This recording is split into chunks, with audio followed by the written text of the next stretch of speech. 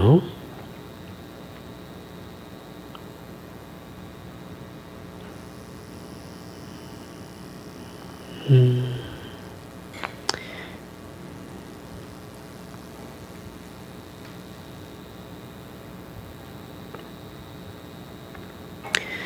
네.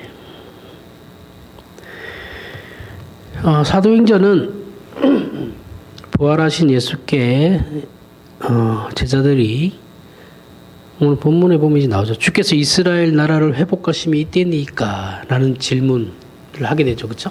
부활하셨으니까 이제 진짜 예수님이 이제 살아오셨으니까 우리가 이제 이스라엘이 잘 될 건가 보다 이렇게 질문할 수 있죠. 뭐 사도들의 생각이 이때까지만 해도 바뀌진 않았으니까. 사람이 쉽게 안 바뀝니다. 진짜. 예수께서 그 승천하시는 그 질문을 하고 예수께서 이제 대답하시고 승천하시는 것으로 이제 시작이 돼요. 예수님의 승천으로 이제 시작되는 거죠. 아마도 제자들은 예수께서 십자가에 죽으신 이유가 제일 궁금했을 겁니다. 살아생전에 그렇게 말씀을 했는데도 뭘 사람이 원래 듣고 싶은 것만 듣잖아요. 그죠? 맨날 얘기해도 소용없습니다. 그 말씀이 맨날 하던 얘기도 딱 꽂혀야지 그게 자기께 되는 거죠. 소용없어요.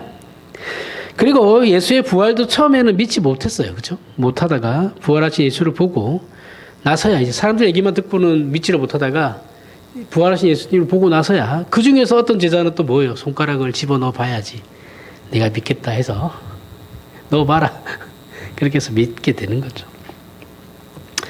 이제야말로 그러면서 이제 무슨 생각을 했겠어요? 이제는 이제 우리들의 시간이다. 저 로마를 이제 박살내고 저 타락한 종교 지도자들을 다 몰아내고 우리 예수님이 왕이 되어서 우리가 이제 좌의정 우의정 하면서 이제 우리가 관료들은 관료를 맡고 이 나라를 이제 좌지우지하면 되겠다. 그 생각했겠죠. 하나님 나라를 보란듯이 선포합니다. 자기들을 죽이려 했던 불순한 자들과 자기들을 무시했던 세상 앞에 큰 소리를 칠 수 있게 됐다고 이제 기대가 부풀어 있었겠죠. 하지만 예수님의 대답은 의외입니다. 의외. 때와 시기는 아버지께서 자기의 권한에 두셨으니 너희는 알 바가 아니다. 너희는 몰라도 돼. 하나님이 알아서 하실 거야. 그 얘기죠. 사실 우리도 이 부분에 대해서 이해가 별로 없어요. 없기 때문에 우리라고 해서 제자들의 그 질문의 그 수준과 우리는 다를 거다 그렇게 생각하시면 안 돼요. 똑같습니다. 사람은 다. 늘 얘기하지만 사람은 정도의 차이만 있을 뿐이지 다 똑같아요. 우리도 늘 하는 얘기죠. 일이 잘 안 풀리면 저 같은 경우는 이제 요즘에 일이 잘 안 풀리는데 이 안 풀리면 이제 하나님 언제까지 이렇게 살아야 됩니까? 이런 생각 들죠.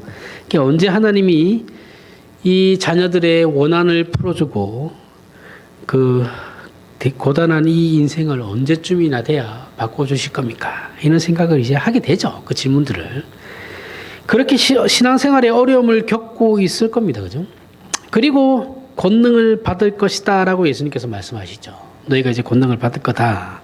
이 말씀은 이제 마태복음을 좀 살펴봐야 됩니다. 마태복음 끝장에 보면 28장 18절 20절에 이제 마지막 절이죠. 그렇죠? 예수께서 나와 말씀하여 이르시되 하늘과 땅의 모든 권세를 내게 주셨으니 그러므로 너희는 가서 모든 민족을 제자로 삼아 아버지와 아들과 성령의 이름으로 세례를 베풀고 내가 너희에게 분부한 모든 것을 가르쳐 지키게 하라. 볼지어다 내가 세상 끝날까지 너희와 항상 함께 있으리라 하시니라. 자, 여기서 예수께서 권세를 갖고 계신다 그러죠. 그렇죠? 당신님이 이제 권세를 갖고 계신다. 그리고 사도행전에서는 제자들에게 권능을 받고 땅끝까지 이르러 내 증인이 되라 라고 말씀하시죠. 사도행전에서 제자들이 예수께 물었던 권세는 주께서 이스라엘 나라를 회복하심이 이때니까라는 그 권세죠. 그죠? 제자들이 예수님한테 사도행전에서 묻는 권세, 힘은, 권력은 이제 이스라엘 나라를 회복하십니까? 이제 왕이 되실 겁니까? 이거잖아요. 그죠? 예수님 이제 왕이 되셔가지고 권력을 지실 겁니까? 그 얘기거든요. 그 권세거든요. 예수께서 죽음도 이기셨으니 그 권세로 로마를 치는 건 이제 식은 죽먹기죠.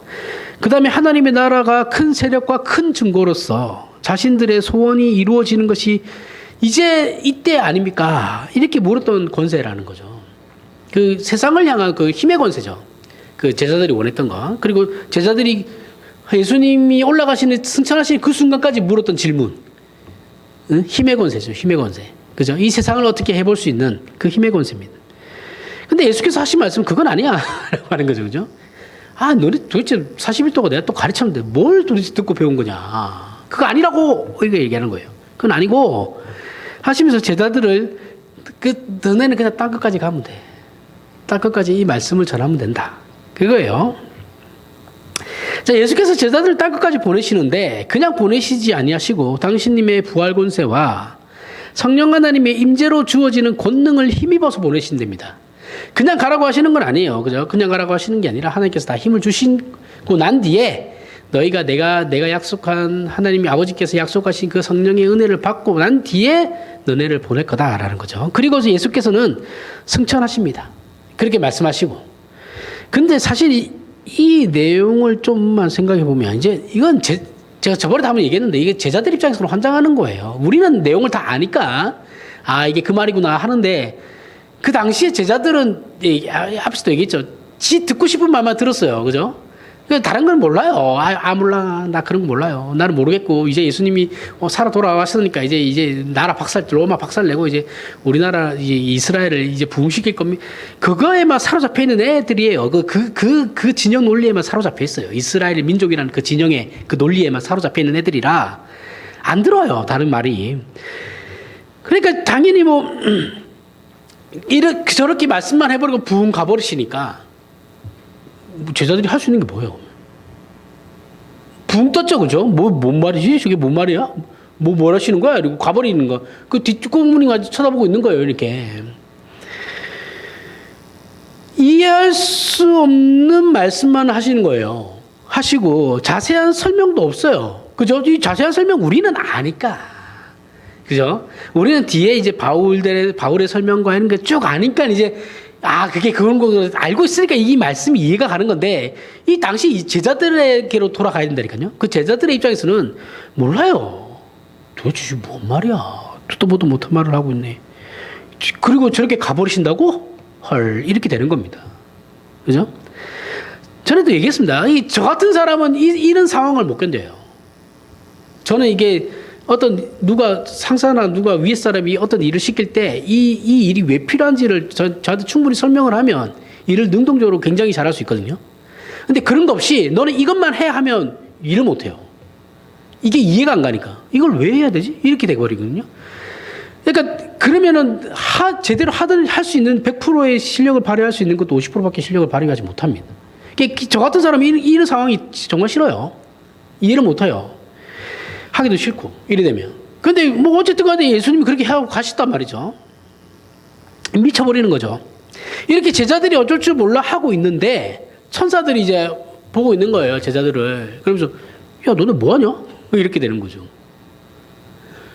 야 예수님 하신 말씀 다 하셨고 이 천사들도 웃긴 게 자기들은 또 어느 정도나 걔도 어느 정도는 알겠죠. 그죠?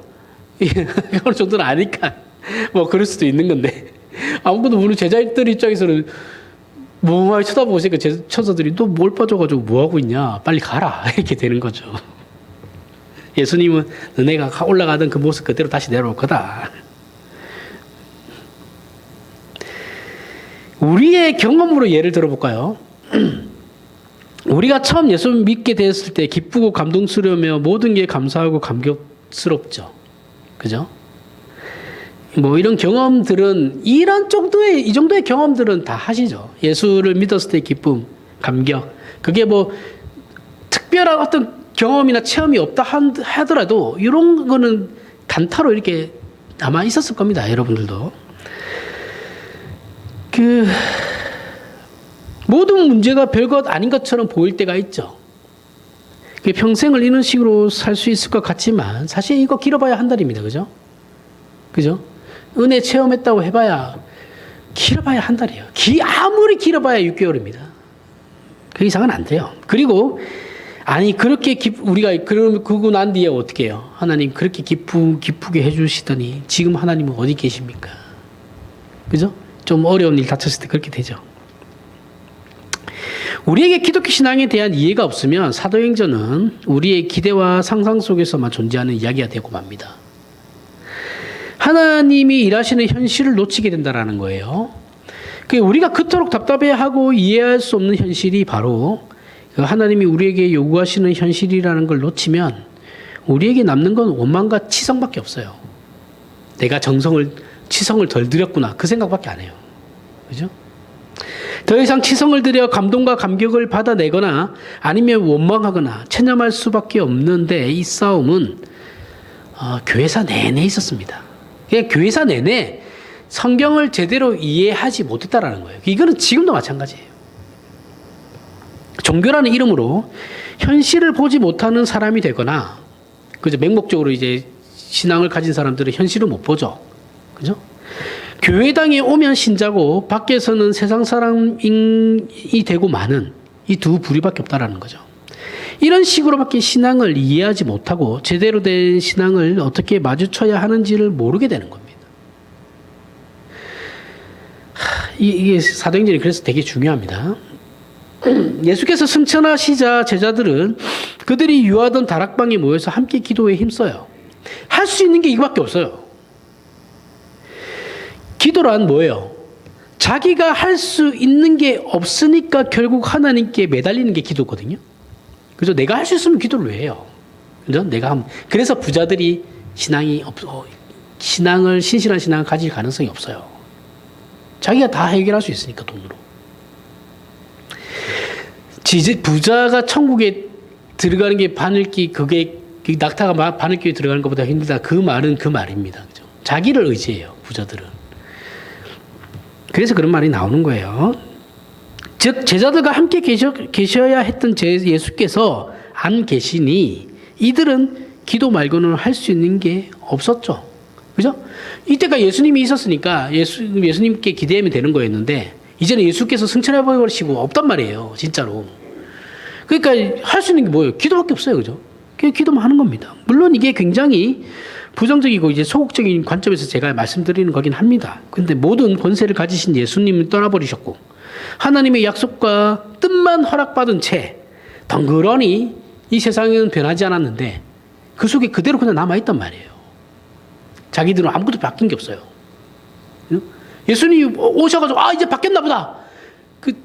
죽으셔가지고 절망했는데 다시 살아나셔가지고 이제인가 보다 했는데 또 올라가 버리시니까 남는 게 뭐가 없죠. 할 수 있는 게 기도밖에 없다라는 거죠. 사실 이때서야 우리는 기도라는 게 우리가 기대하는 주문이 아니다라는 걸 확인하게 되죠. 그죠? 기도는 기도는 내가 주문으로 뭔가 하려고 되는 게 아니구나. 그래서 이때 제자들이 하던 기도 내용은 우리가 보통 응답받기 위해 하는 기도는 아닙니다. 그런 내용들을 한 건 아닐 거예요. 그런 문제라면 부활하신 예수께서 해결해 주셨으면 될 일인데 그렇게 하지 않으셨죠. 그죠? 만약에 우리가 내 필요에 의한 어떤 기도를 한 것이다면 예수님께서 승천하시기 전에 해결해 주셨겠죠. 근데 그 문제가 아니다라는 거죠. 그러니 우리는 예수께서 부활하시고 모든 권세를 가졌다라는 것이 무슨 뜻인지를 이제 알아야 된다는 거죠. 신약시대와 구약시대의 차이가 무엇이고 제자들을 땅끝까지 보내신다는 것이 무슨 뜻인지를 알아야 되는 겁니다. 자, 구약은 죽음이 끝인 시대라 그랬어요. 그죠? 죽고 난 뒤에 하나님의 나라 이거는 구약 시대 때는 그런 개념이 없어요. 유대인들은 그냥 이스라엘은 그냥 죽으면 그 끝이에요. 하나님의 나라는 뭐예요? 지금 자기 이스라엘. 이게 하나님 나라고 그 안에 자기네들이 백성으로 살아가고 있는 거고. 죽으면 끝. 여기 이스라엘이 가지고 있던 구약시대의 사상입니다. 유대교도 파가 많아요.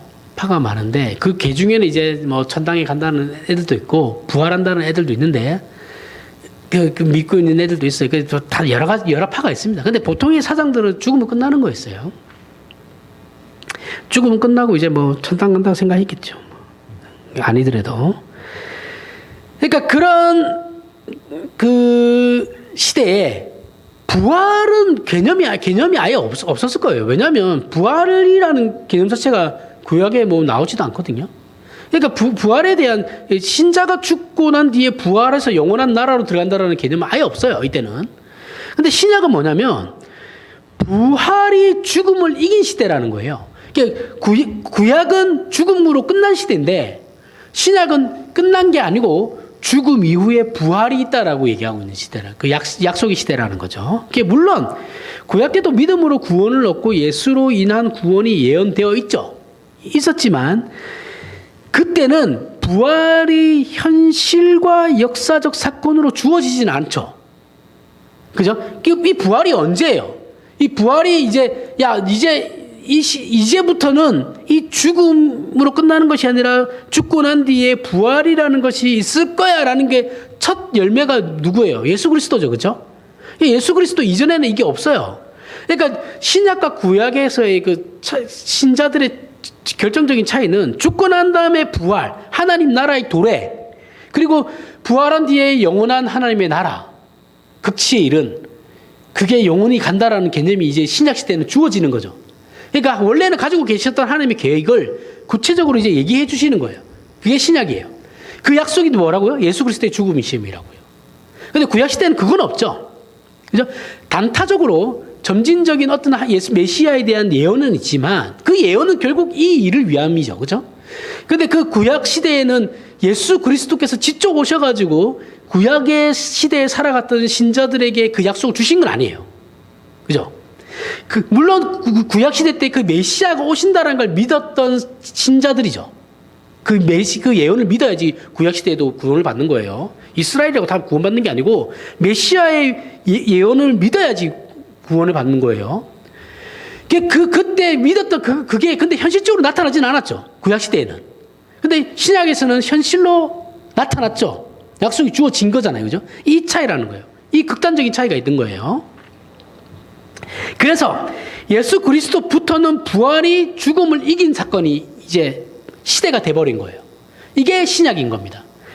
예수께서 모든 권세를 가지셨다라는 것은 그 전 시대인 죽음이 모든 권세를 가졌던 시대와 다른 새로운 시대라는 거예요.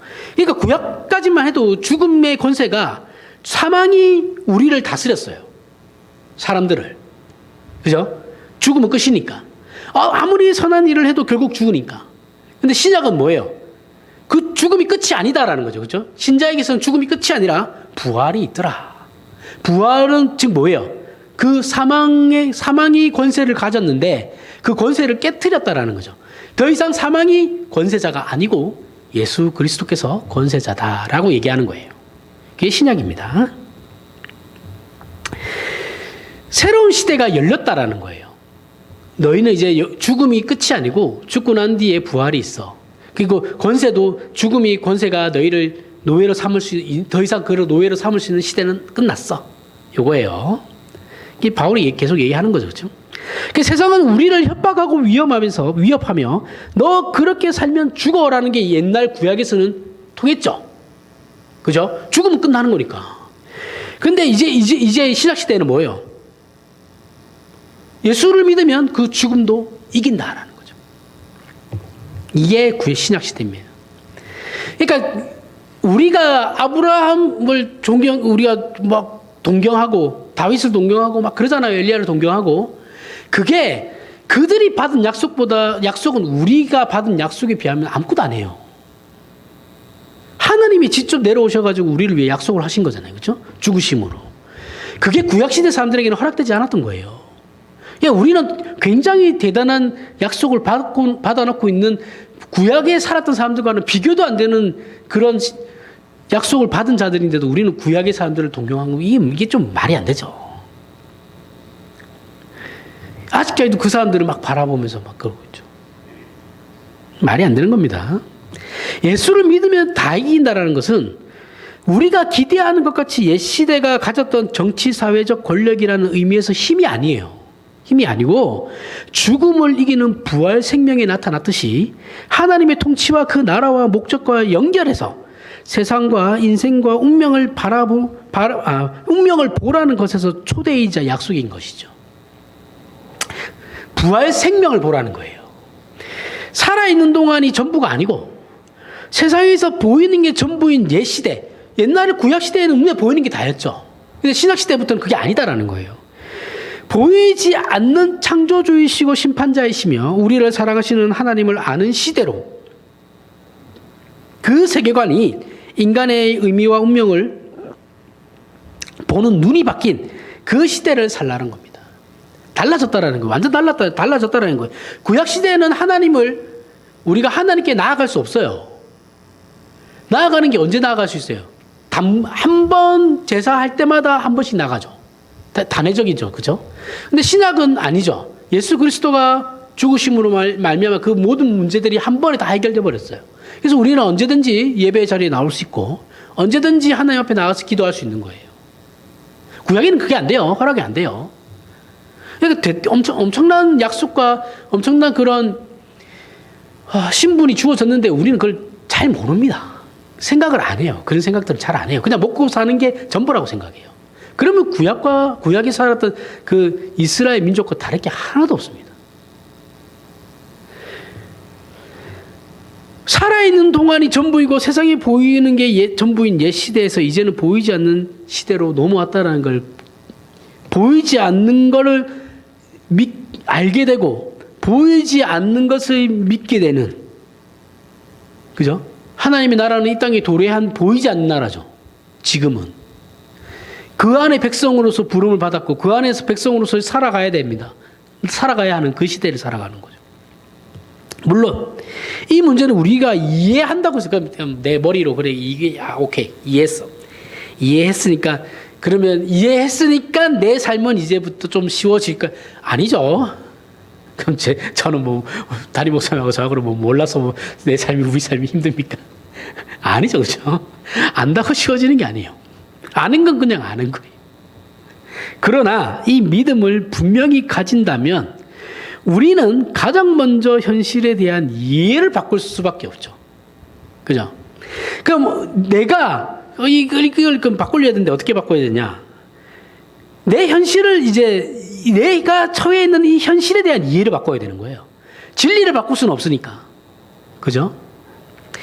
이런 것 없이 만약에 우리가 예수를 믿고 기독교 신앙을 가진다라는 것은 자기 인생은 비워놓고 죽은 다음 천당이라는 마치 가운데가 비어버린 인생을 살아가게 되는 거죠. 반쪽짜리 인생을 살아가게 되는 거예요. 죽으면 천당 가면 되지 뭘. 지금은 내 마음대로 살다가 뭐 구원 취소되는 건 아니라며. 그런 수준의 딱 그 신앙을 살아가게 된다라는 거예요.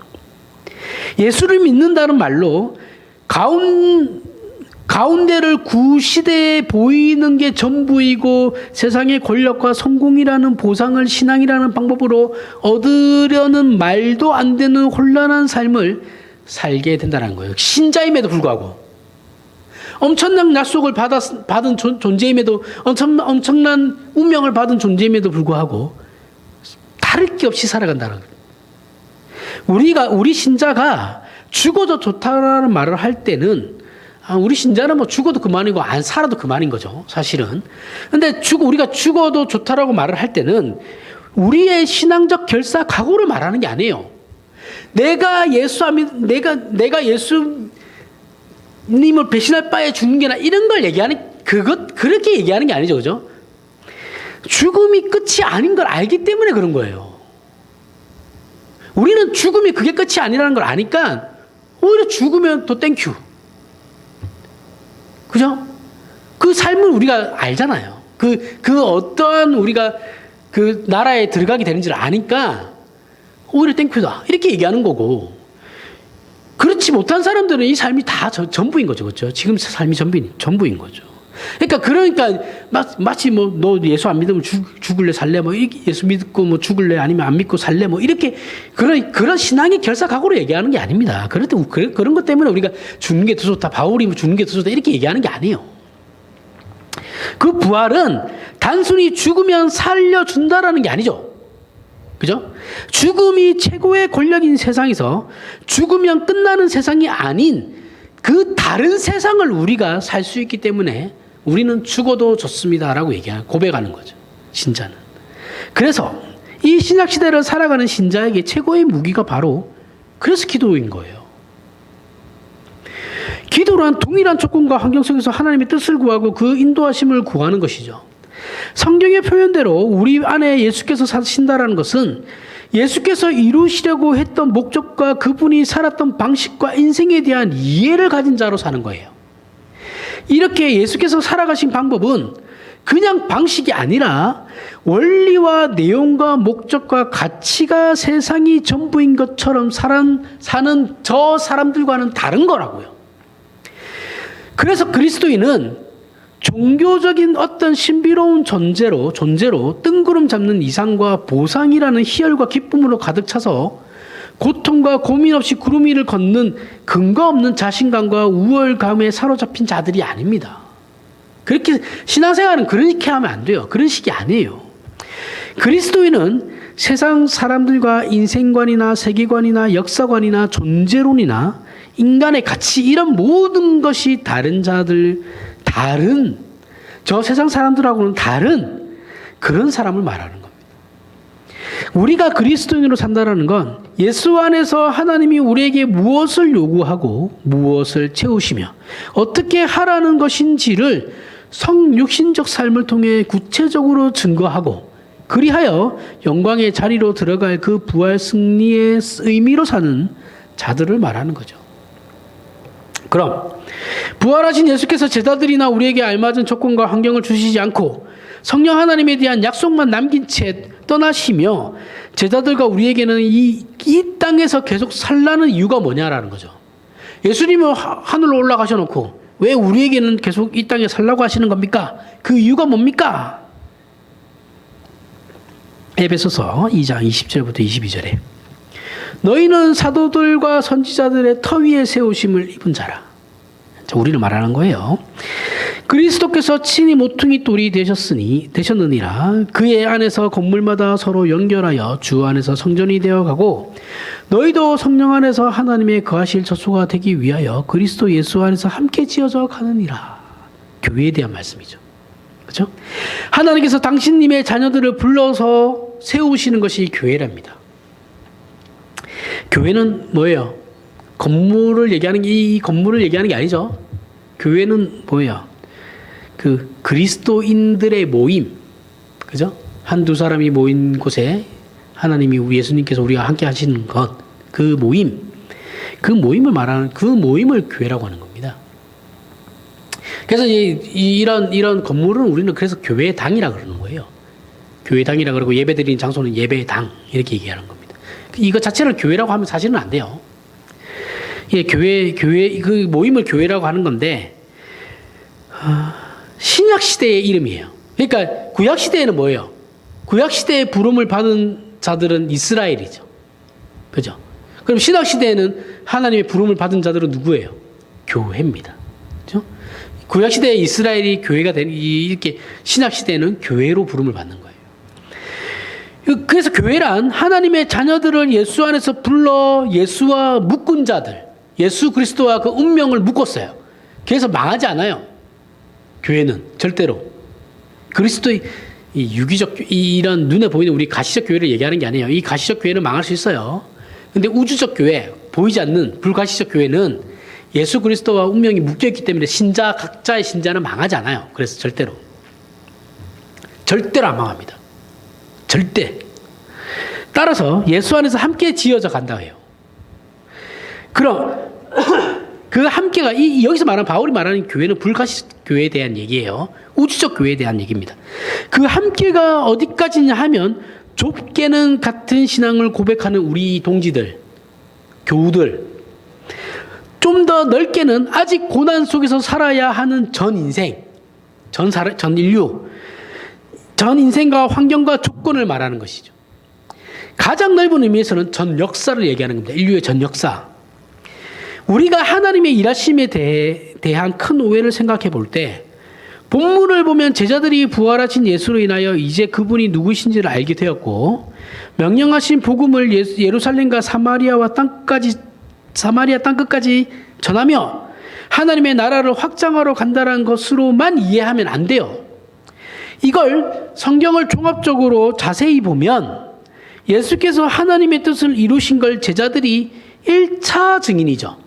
그죠? 제자들은 1차 증인이에요. 예수님의 1차 증인으로서 가서 복음을 전해야 합니다.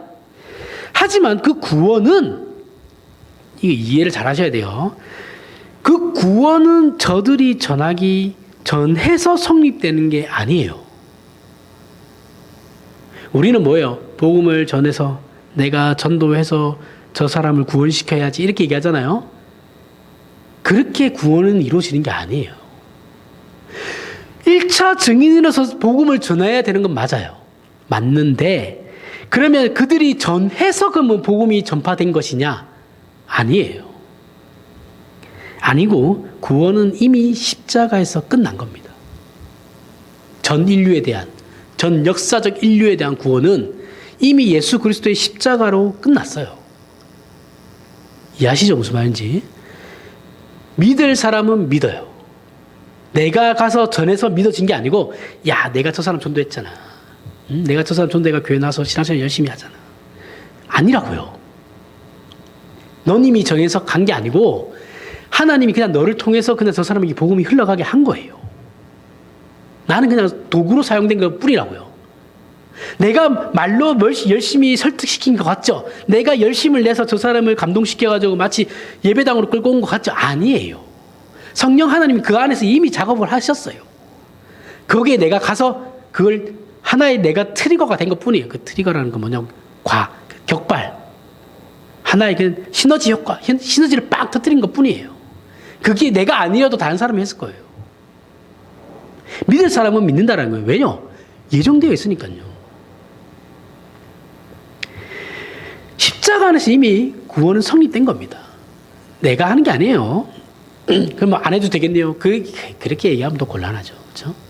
하지 말라는 말이 아니잖아요. 하되, 하지만 내가 하는 건 아니다. 그죠? 우리가 지인들이나 지나가는 사람 모두를 붙잡고 예수를 믿으라고 강요하는 데 돼서 복음이 증거되는 게 아니고 땅끝까지라고 요구하는 모든 조건과 환경과 사회의 배경 속에서 먼저 믿는 자들이 아직도 이 세상의 전부인 구시대를 살아가는 세상, 죽음이 전부인 세상 앞에서 부활 생명을 가진 자는 뭐가 다르고 삶을 어떻게 이해하고 있으며 어떠한 목적을 가지고 살아가는지 그 차원에서 구별된 존재로 살라는 거예요. 이것이 무엇을 의미하느냐 하면 구체적으로 이런 겁니다. 예수 믿어? 안 믿어? 너 안 믿으면 지옥 간다. 그러니 나 따라해서 기도해. 옛날에 사형리 할 때 이거 많이 했죠. 그쵸? 전도하는. 이게 기독교를 망하게 하는 거예요. 예? 뭘 날 따라 기도하면 이제부터 당신은 그리스도인이 되었습니다. 뭔 개소리예요. 그리스도인은 그렇게 되는 게 아니에요. 어디서 그런 걸 가지고 와가지고 신학적인 검증도 안 통하고 다 하니까 남들 다 하니까 갖고 와가지고 그거 옛날에 사형리는 우리가 할 때부터 저 고등학교 때부터 말만 문제가 있다고 그렇게 떠들어댔는데 교회들이 다 사용하고 매 잡는 게 꽁 잡는 매 잡는 게 꽁이면 안 되죠. 꽁 잡는 게 매면 다 돼요, 다. 예? 그럼 뭐 성경 우리가 왜 지켜요? 이런 게 신자가 해야 하는 최우선 책임이 아닙니다. 그게 아니에요. 전도는 해야 되는 거긴 한데 사명이긴 한데 그게 본질은 아니에요. 신앙에. 평생을 지지고 볶아서 결국 죽음으로 몰고 가는 고난에 찬 인생 속에서 사람들이 아무런 의미와 가치 없이 다만 존재만을 위해 생명 영장을 꿈꾸며 세상 사람들은 그러죠. 그죠? 발버둥 치는 그 악하고 미련하게 사는 것과 구별되어서 그러한 인생과 구별되어서 모든 실존의 위협과 시험과 유혹과 고단함 속에 있지만 이것에 전혀 영향받지 않는 부활 생명을 가진 존재. 그 존재로서 그 고난과 위험과 위협과 유혹과 억울함을 어떻게 극복하고 감수하며 왜 그렇게 살고 어떻게 그렇게 존재할 수 있는지로 세상 앞에 우리의 존재를 신자의 최우선으로 삼아야 되는 겁니다. 그게 우리의 본질이에요. 신자가 살아야 하는. 전도는 그 다음이에요. 결국 신앙은 뭐예요, 그러면? 사는 겁니다. 어떻게 살 것이냐. 신앙은 삶이에요. 그래서 자유주의 신학자들이 얘기하는 거 아닙니까? 그 사람들이 얘기하는 거하고 뭐 말은 같을지 모르죠. 뜻은 의미는 완전 달라요. 그 사람 이 자유주의 신학자들이 쓰는 말이니까 쓰면 안 되는 거 아닙니까? 그러면 다 못 쓰게요? 왜 우리가 왜 그들이 쓰는 용어를 쓰면 안 돼요? 저들이 잘못 사용하고 있다고 해서 우리가 그 용어를 안 쓸 이유는 없죠. 바르게 개념을 가르치면 되죠. 사는 거예요, 사는 거. 이게 개혁파 신학이에요, 그리고. 쓸모가 있어서가 아니에요. 저는 사람은 참 쓸모가 없고, 사회 공동체 안에서도 쓸모가 없고, 교회 안에서도 쓸모가 없는 것 같은 저런 사람이 왜 있을까라는 그 쓸모의 문제가 아니라고요. 존재 자체의 다름이에요, 그냥. 저러한 사람도, 우리가 볼 때는 진짜 쓸모없는 인간인 것 같은 보이는 그 인간도 하나님께서 만약에 택하신 백성이라면 존재가 다른 거예요. 저 사람은 다르다. 저 사람은 어떻게 이런 상황에서 져줄 수 있지? 무엇이 그를 우리와 다른 존재로 만들어 가는가를 위해서 산지사방에 존재하는 것이 그리스도인이라고요. 이해하시겠죠? 이것이 성경이 말하는 빛과 소금이죠. 빛과 소금은 되라는 게 아니에요. 빛과 소금 된 존재예요. 이미 된 존재예요. 권력이 아니죠. 그렇죠? 빛과 소금은 권력일 수 없어요. 예전에는 한국 교회가 이것을 윤리적인 행위로 얘기를 했어요. 빛과 소금의 역할을 어떤 역할로 사회에서 어떤 역할을 얘기했냐면 윤리적이고 도덕적인 사람으로 되라고만 얘기했어요. 그렇죠? 그러니까 도덕적인 행위를 하면 너희 그리스도인들은 빛과 소금이. 야, 빛과 소금이 돼야 되는데 무단 횡단하면 빛과 소금이냐? 전혀 상관없어요. 죄송한데. 상관없는 거예요. 이미 나는 존재가 됐다니까. 된 존재인데 내가 능력이 좀 부족해가지고 실력이 부족해가지고 아직 인간이 덜 돼가지고 그 무단 횡단을 할 수 있는 거예요. 그걸 가지고 판단하는 게 아니라니까. 야, 그리스도인이 어떻게 저럴 수 있냐라고 우리는 삿대질 하잖아요, 그죠? 근데 그럴 수 있는 거예요. 사람이니까. 그리스도인도 사람이잖아요, 그죠? 부족함이 있죠. 하나님은 우리를 구원시켜가지고 무흠한 존재로 만들려는 게 아니라니까요. 나는 하나님 이것만큼 내가 절대적으로 지키겠습니다. 아니요. 그것 때문에 당신 시험 들 거예요. 그 절대란 저라고 안 그런 줄 아세요?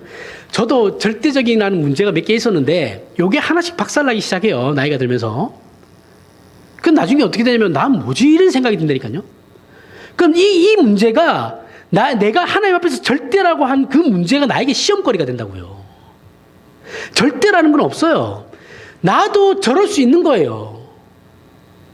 이해하시죠? 그냥 난 그 상황에서 한 번 더 잘 참았을 뿐이지 내가 짜증나고 나도 극단적인 상황까지 몰려가지고 있는 상황에서 저 사람처럼 누군가 옆에 와서 시비 걸면 승질내고 안 그럴 것 같아요? 내 상황이 지금 완전 개차반인데 누가 와가지고 나한테 시비를 걸면 나는 그 상황에서 내가 참을 수 있을 것 같아요? 못 참아요. 이거 목사고 나발이고 다 필요 없어요. 다 똑같다니까요. 사람은. 정도의 차이가 있을 뿐이고 어떤 그 한순간을 잘 넘겼을 뿐이에요. 그 사람보다. 운 좋게. 죄송한데.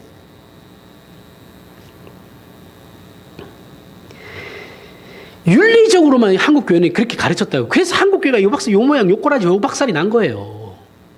신앙을 안 가르쳤어요. 신자라면 윤리적인 인간이 되어야지. 도덕적인, 그거는 당연히 가져가는 거죠. 그러니까 교회에서 작은 문제만 일어나도 서로 막 정죄하잖아요.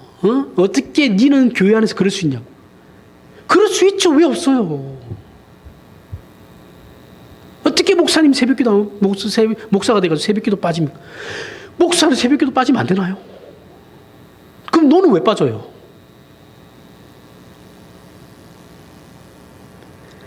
어떻게 그리스도인이 교통 법규를 안 지켜?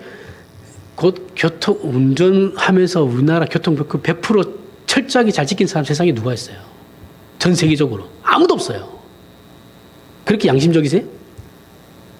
그럼 그 양심이 하나님 앞에 뭐 연락이라도 될 거라고 생각하시는 거예요?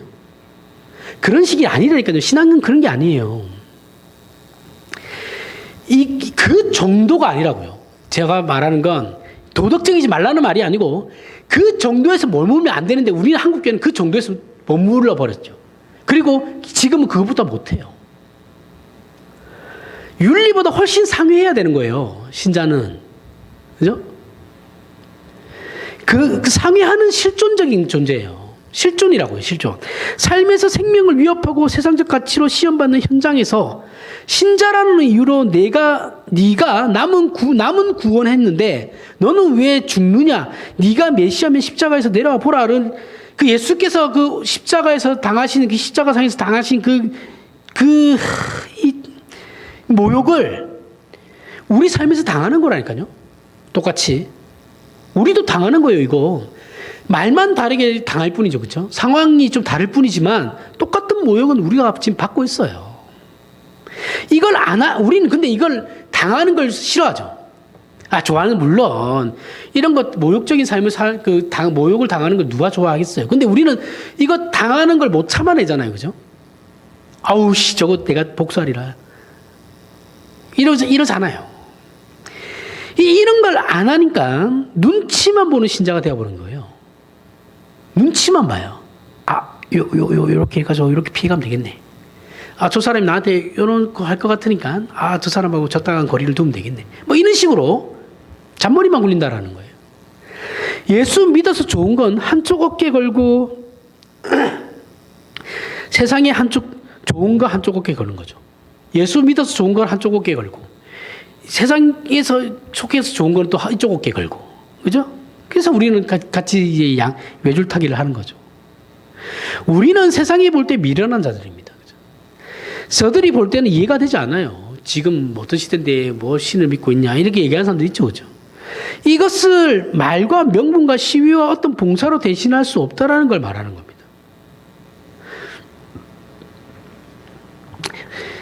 이 모든 일이 하루아침에 되지 않아요. 그러나 이 설명을 하는 가장 큰 이유는 다른 것으로 스스로 속일 수 없기 때문에 그런 겁니다. 우리가 좀 더 도덕적인 인간이 되고 우리가 좀 더 이 공동체 안에서 질서를 잘 지키는 인간이 된다고 해서 우리가 신자의 어떤 무언가를 나타낼 수 그렇게 되지 않는다고요. 빛과 소금이 되지 않아요. 빛과 소금은 그렇게 되는 게 아닙니다. 모든 것이 이미 아브라함에서 다 나타났어요. 아브라함은 믿음의 조상이죠. 그는 전생애를 나그네로 살았습니다. 그죠? 자신이 태어난 것을 이유도 모르고 떠나야 했어요. 하나님 떠나라고 해서 떠났어요. 알지도 못했던 신이에요. 근데 떠나라고 하니까 떠났어요. 전혀 알지 못한 땅으로 간 겁니다. 알지 못하는 땅에서 살았다라는 것의 의미는 정치나 사회적 기반이 없다라는 거예요. 왜냐하면 옛날에는 태어나면 죽을 때까지 그 지역에서 살아요. 그러면 그 지역, 우리 옛날 김포가 이게 집성촌이잖아요. 그렇죠? 그 지역에서 태어나서 자라면 뭐예요? 다 이웃 사촌이 다 나하고 친인척 관계가 되는 거예요. 기반이 있죠. 사회적 기반이 이미 만들어지는 거죠. 그렇죠? 그래서 굶어 죽지는 않아요. 챙겨주니까. 아니면은 아예 좀 똘똘하다 싶으면 어떻게든 해서 교육시켜가지고 윗자리로 보낼 수도 있죠. 그런 식으로도 할 수 있는 거예요. 그런 사회적 기반이 아예 없는 곳으로 전혀 상관없는 곳으로 그 아브라함을 하나님께서 보내버리시죠. 그죠? 거기에서 아브라함은 기반이 없어요. 친인척도 없어요. 본토 친척 아비집을 떠났으니까. 그럼 자기는 나그네예요. 그 지역에서 그 민족들에게 속하지도 못해요. 살고는 있지만 이방인으로 사는 거예요. 자기 고향에서 살았다면 이렇게 힘들게 살진 않았을 걸. 이렇게 치안이 불안하고 내가 언제 죽을지 모르는 이 두려움 속에는 살지 않았을 텐데 이제는 이방인이 되어서 알지도 못하는 땅에서 기반도 없이 하루하루 힘들게 언제 죽을지 모르는 위협 속에서 살아야 한다는 거죠. 그는 전혀 알지 못하는 땅에서 그 인생 전체를 나그네로 부름받은 자예요. 그런데 아브라함을 조상의 믿음으로 만들 수 있었던 것은 그를 부르신 하나님이 창조주 하나님이시고 부활의 하나님이시기 때문에 가능한 거죠. 아브라함이 그렇게 살았기 때문에 그런 게 아니에요. 기반과 권력을 가져서가 아니고 하나님이 하시겠다는 일을 아브라함에게 약속하셨기 때문에 그의 자손이 하늘의 별 같고 바다의 모래 같을 수 있게 된 것입니다. 하나님이기 때문에 그렇게 하신 거예요. 아무런 정치적 사회적 기반이 없는 나그네가 전 인류에게 복의 근원이 된 것이죠. 이 비록 고통스럽고 외로운 인생을 살았지만 그는 복의 근원입니다. 그죠? 그를 저주하는 자는 저주를 받고 그를 축복하는 자는 복을 받는 복의 근원이 된 것이, 이게 빛과 소금이에요. 아브라함은 빛과 소금된 존재죠. 그죠? 아브라함을 욕한 사람이 저주를 받아요. 아브라함을 축복하면 축복한 사람이 축복을 받는 거예요. 그대로 우리에게 가져오면 됩니다. 그대로. 아브라함이 어떻게 살았냐 안 살았냐는 중요하지 않아요. 여기서. 이해하시죠? 아브라함이 뭘 했냐는 안 중요해요. 어느 시대에나 그랬듯이 신자들은 이 삶의 어려움을 겪어요. 주먹은 가깝고 법은 멀죠. 늘 그랬어요. 믿음의 약속과 보상은 멀고 세상의 협박과 위협은 우리 바로 눈앞에 있어요. 신자는 이 싸움을 평생 하는 겁니다. 얼마나 많은 일을 하고 얼마나 쓸모있는 인생을 살았는지 돌아보는 것이 신자의 회상이 아니에요. 내가 이런 일도 했고 저런 일도 했지.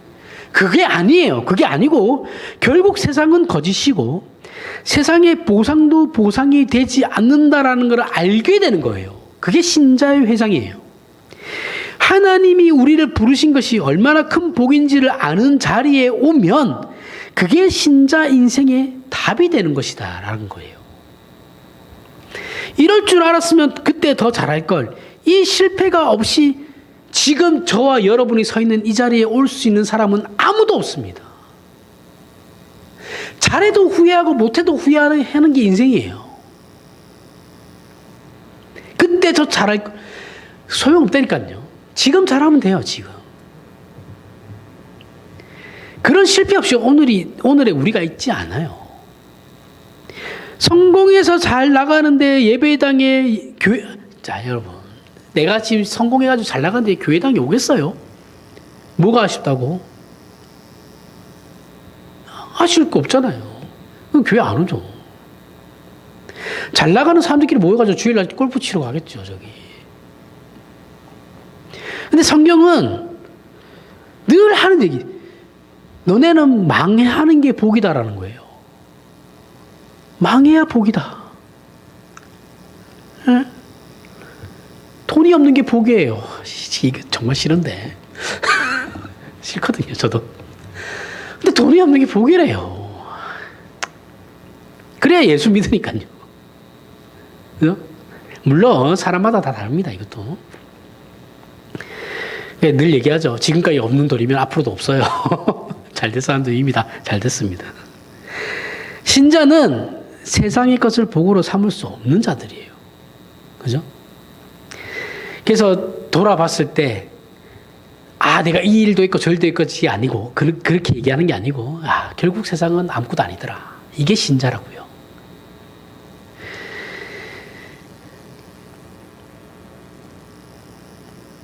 신자는 세상 사람들과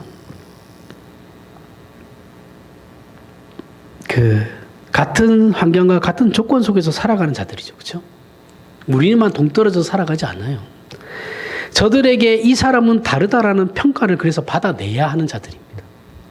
왜 같은 조건 안에 넣어놨겠어요? 쟤들은 뭔가 다르구나라는 걸 보여야 하는 거죠. 그렇죠? 그러니 누구를 비난하고 정죄하며 댕댕거리지 말고 그런 식으로 자신의 위치를 확인하려고도 하지 말고 숨기고 감춰지며 세상에 떠밀려가는 가운데 누명과 억울함과 오해와 우겨쌈과 비난 속에서 우리는 세상이 전부가 아닌 사람으로 살아야 하는 존재들이라는 겁니다. 예수 그리스도께서 승천하시며 제자들에게 하신 말씀은 결국은 이 땅에서 살아내라는 거죠. 그죠? 아니면 같이 데리고 가셨겠죠. 근데 왜 남겨뒀겠어요? 이 땅에서 살라는 거예요. 이 땅에 발붙이고. 그리고 올라가신 그대로 다시 내려오신답니다. 그러니 도망가지 말라는 거죠. 도망가지 말고 주어진 삶을 힘을 다해서 순종하라고 말씀하시는 겁니다. 사도행전은 이렇게 시작됩니다. 기도하겠습니다. 성찬식을 거행하겠습니다.